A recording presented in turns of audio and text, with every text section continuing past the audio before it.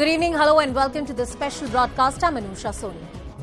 Well, just when we thought that the grand old party might be able to get a trusted non-Gandhi leader as the president of the party, a huge revolt within the Rajasthan Congress has once again shown what exactly is wrong with the Congress party.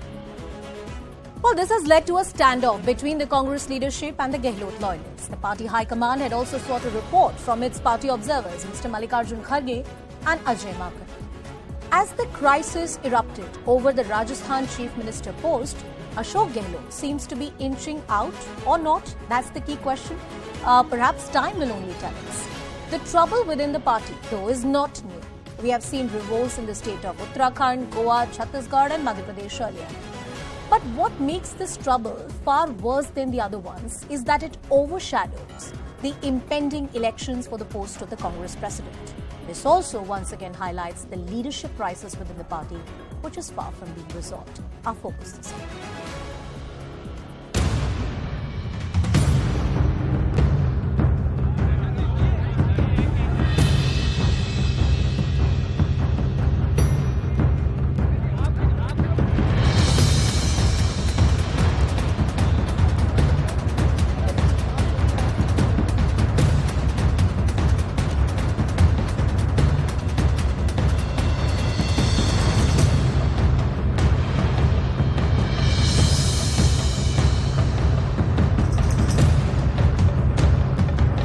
बड़ा मामला नहीं। इस्तीफा कांग्रेस के विधायकों ने अध्यक्ष को सौंपा है। किसी भी कीमत पर 19 में से किसी एक को मानने के लिए तैयार नहीं है।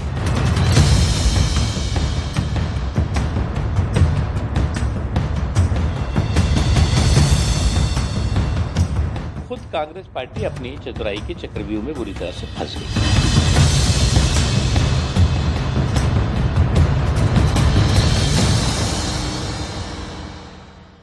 Well, before I bring in my colleague Pallavi and our other guests into the discussion, here are some key things that we must know about this crisis of the Congress party. What is it about the Congress party that has led to this persistent trouble of leadership? Well, beyond the spate of electoral losses, the party from within is shaken. We have seen the exodus which has been happening within the party.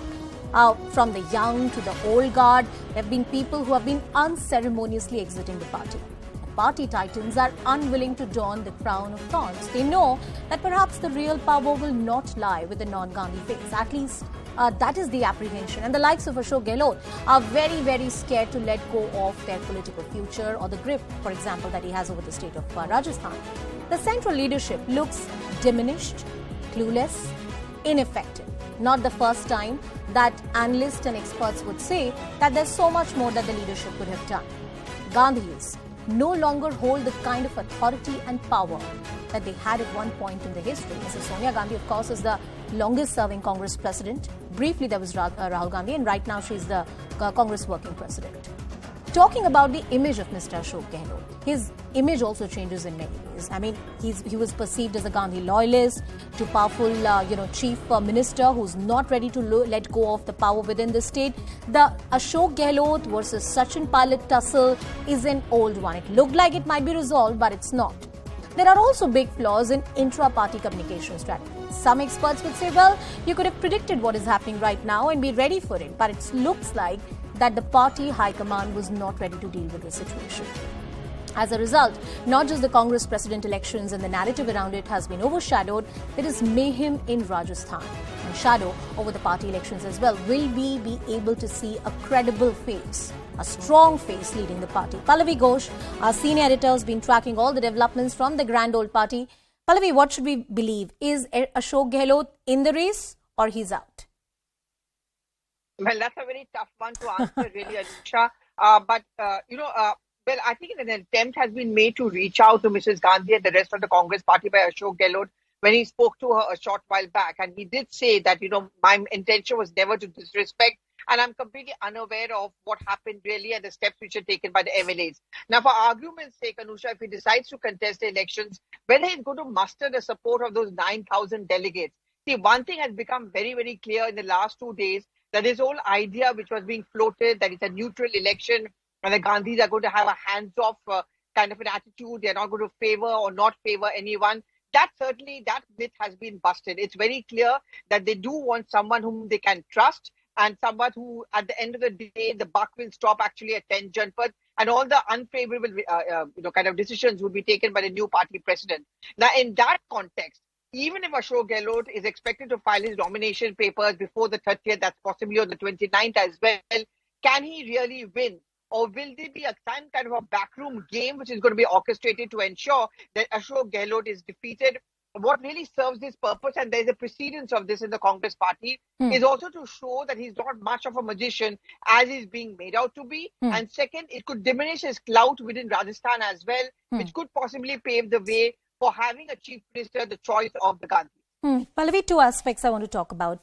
First, of course, the impact it has on the Congress president elections. So much buzz around it. The Congress party said we'll have a non-Gandhi phase. Ashok Gehlot went and met Rahul Gandhi to make that one last-ditch attempt that please come and be the president of the Congress party. It looked like that the scene was set and perhaps Ashok Gehlot is going to be the next phase. That's not happening. This entire crisis, what kind of effect it has on the Congress president elections? And secondly, Ashok Gehlot versus Sachin Pilot. That has gone worse for the Congress party. To answer your first question, first, it certainly sent off a flurry of activity today on the second day of the Navratras. And we've just got 4 days more left to go before nomination closes at 3 p.m. on 30th. You had Bhavan Bansal, who goes and collects 2 nomination forms, though he says on record that he's not going to be contesting the election. So it'll be interesting to know who has he collected the form for. Are there other people who are now in the race? And Ambika Soni, Shinde, Digvijay Singh, Mukul Vasalik. Is there going to be someone other than, say, a Tharoor or an Ashok Gehlot? To answer your second question, can things ever be normal between Gehlot and Pilot? No.